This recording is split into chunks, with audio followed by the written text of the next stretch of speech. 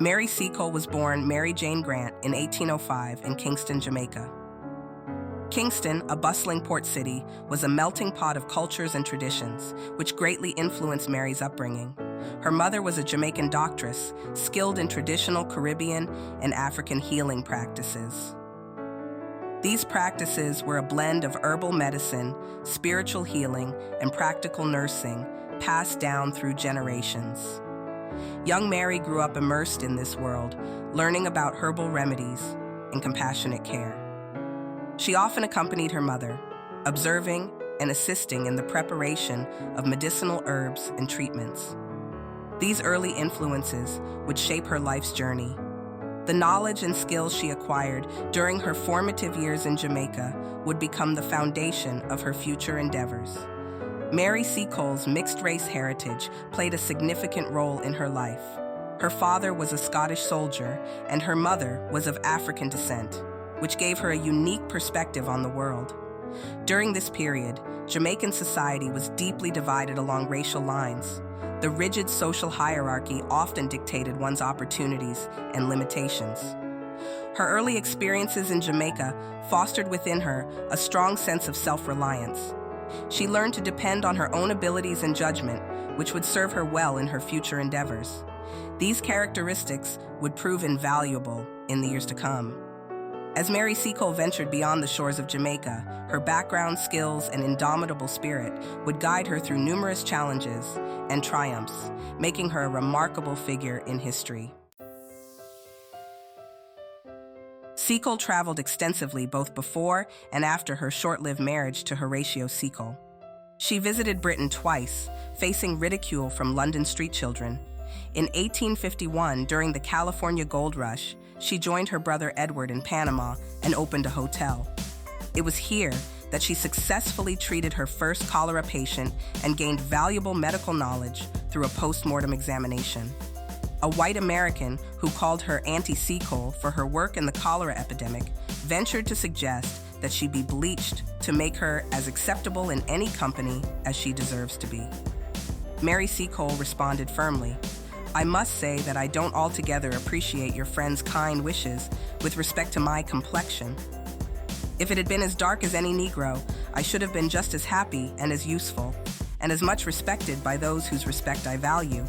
And as to his offer of bleaching me, I should, even if it were practicable, decline it without any thanks.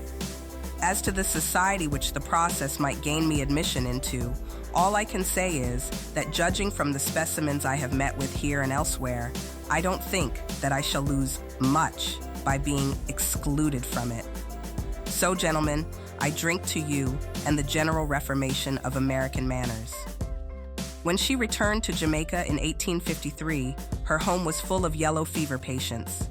A man died in her arms, and health officials asked her to provide nurses for the ill soldiers. When the Crimean War broke out in 1853, it marked a significant conflict between the Russian Empire and an alliance of the Ottoman Empire, France, Britain, and Sardinia. The war was characterized by brutal battles, harsh conditions, and a desperate need for medical care on the front lines. Amidst this chaos, Mary Seacole felt a powerful urge to use her skills to aid the suffering soldiers. She had already gained a reputation for her work during the cholera epidemic in Panama and was known for her compassionate care and effective treatments. She had heard harrowing tales of the dire conditions faced by the troops, particularly the lack of adequate medical care. Soldiers were succumbing not just to battle wounds, but also to diseases like cholera and dysentery, which were rampant in the unsanitary camps. Believing her skills and experience could be useful, she applied to join Florence Nightingale's team of nurses heading to the war front. Nightingale, already a prominent figure in nursing, was assembling a group of women to bring much-needed medical assistance to the soldiers.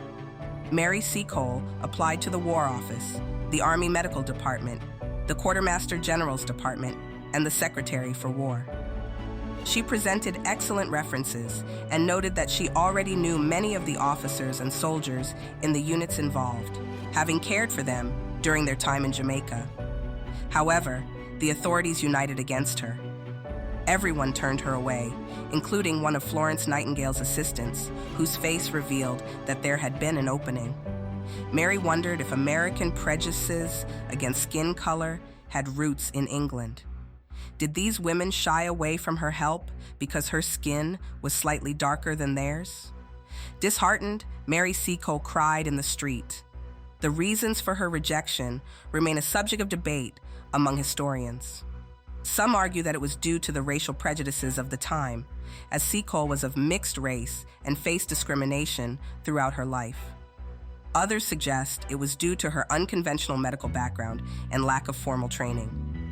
Unlike Nightingale, who had formal nursing education, Seacole's medical knowledge was largely self-taught and based on traditional practices. All was not lost, though. A distant relative, a man named Day, was heading to Balaclava on business. They struck a deal to start a company called Seacole and Day and to open, as a joint venture, a shop and a hotel near the British camp in the Crimea. This decision was not made lightly. It required meticulous planning and a deep understanding of the challenges ahead. So carrying a large supply of medicines and home comforts, Mary Seacole, age 50, set off for the war zone as a sutler, someone who follows an army and sells supplies to the troops. Her skills, experience, and character made her the perfect person in the right place at the right time. No sooner had she arrived at Balaclava than a group of sick and injured soldiers showed up at the harbor. Mrs. Seacole had work to do. She needed to help these people. She didn't ask for permission, but after seeing a poor infantryman stretched on a pallet and groaning heavily, she set herself to work. Mary Seacole's British Hotel opened in the early summer of 1855 at Spring Hill near Kadikoy, a small hut village between Balaclava and besieged Sevastopol. Built from floating debris, as nearly all trees in the area had been felled long ago. Soon, almost the whole British Army knew of Mother Seacole's, where you could get anything from an anchor to a needle. The soldiers were her sons, and she was their mother. Hearing a newcomer, she'd come to the door calling, "Who's my new son?" That's how she welcomed Alexis Sawyer, London's Reform Club head chef, who improved army cooking methods during his Crimean visit. He describes her as an old dame of jovial appearance, but a few shades darker than the White Lily. A lieutenant in the 63rd West Suffolk Regiment wrote in his memoir, "She was a wonderful woman. All the men swore by her and in case of any malady would seek her advice and use her herbal medicines in preference to reporting themselves to their own doctors. That she did effect some cures is beyond doubt, and her never failing presence among the wounded after a battle and assisting them made her beloved by the rank and file of the whole army."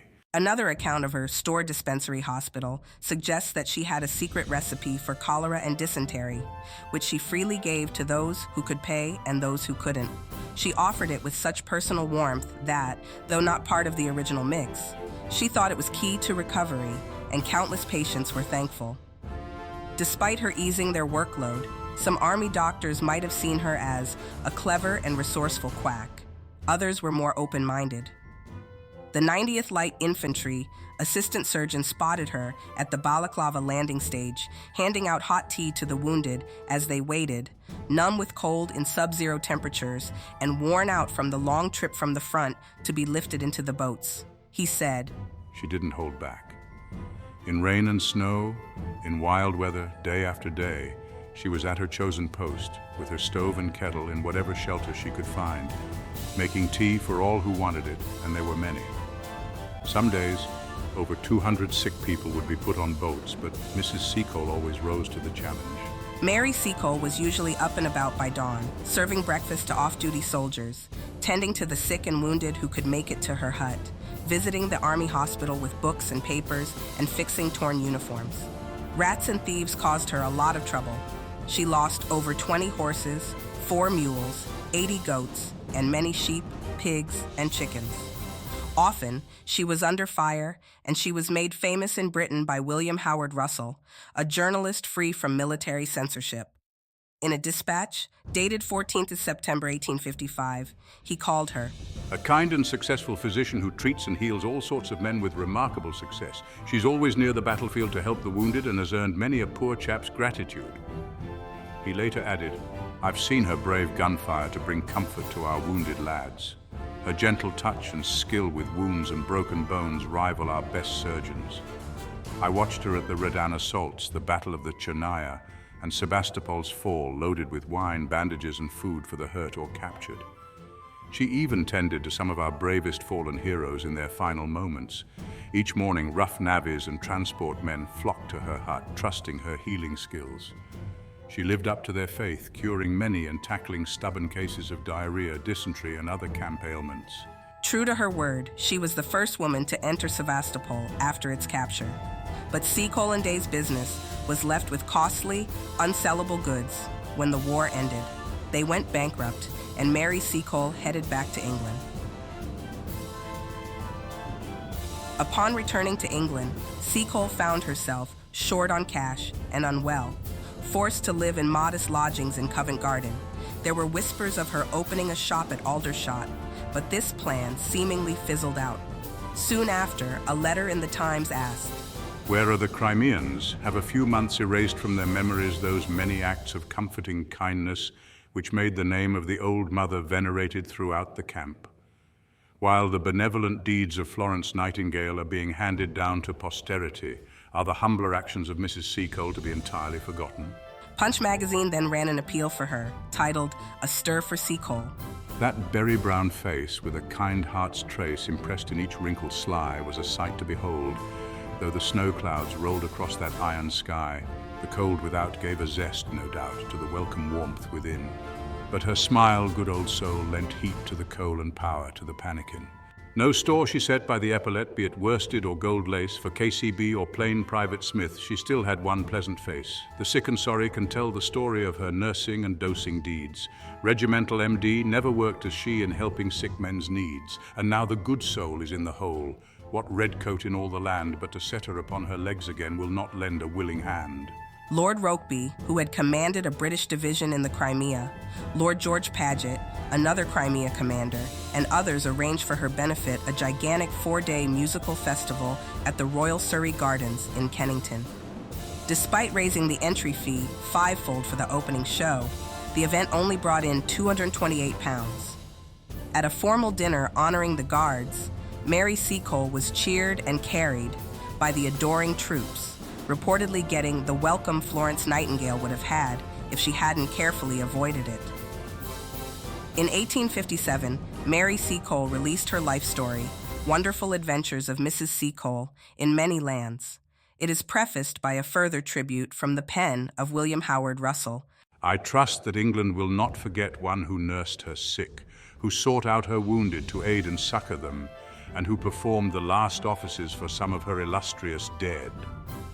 Prince Victor of Hohenlohe-Langenburg, later known as Count Gleichen, a sculptor and Queen Victoria's nephew, made a bust of her. She also received a Crimean medal, and then England quickly forgot Mary Seacole. Mary Seacole spent her last 25 years out of the spotlight.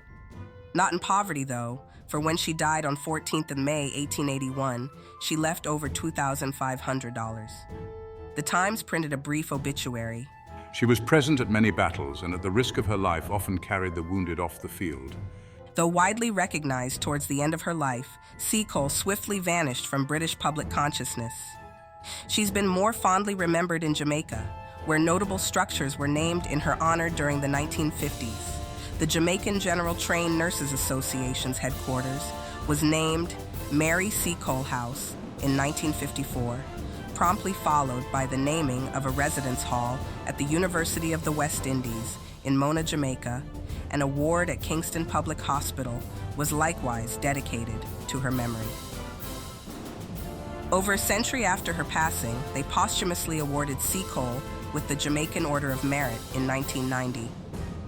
In November 2003, a campaign was launched to build a statue in London in memory of Mary Seacole. Notably, many people resisted placing the statue at the entrance of St. Thomas's Hospital, but it was finally unveiled on 30th June 2016. In comparison to Florence Nightingale, Seacole did not come from a wealthy middle-class background or have any formal training. Not only did she suffer from the restrictions placed on women at this time, but she was also hindered in her nursing career by the color of her skin. Despite these prejudices, she established herself as an inspirational figure for other women to follow. Thank you for watching. I hope you enjoyed learning about Mrs. Mary Seacole. If you did, please hit the like button and leave a comment. If you are new here, don't forget to subscribe.